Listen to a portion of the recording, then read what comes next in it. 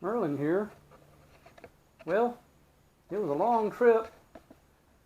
We drove all the way to Clearwater, Florida, but we now have the 12 horsepower Briggs & Stratton lifted engine we need.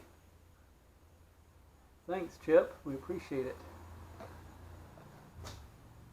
I'm going to weigh it here in a few minutes and find out what the engine weighs, and then maybe tomorrow I might start putting it on the test stand, see if we can't get the test stand set up and see if we can't get it to fire up and see how it runs. Anyway, there it is. Nice 12 horsepower Briggs & Stratton lift motor.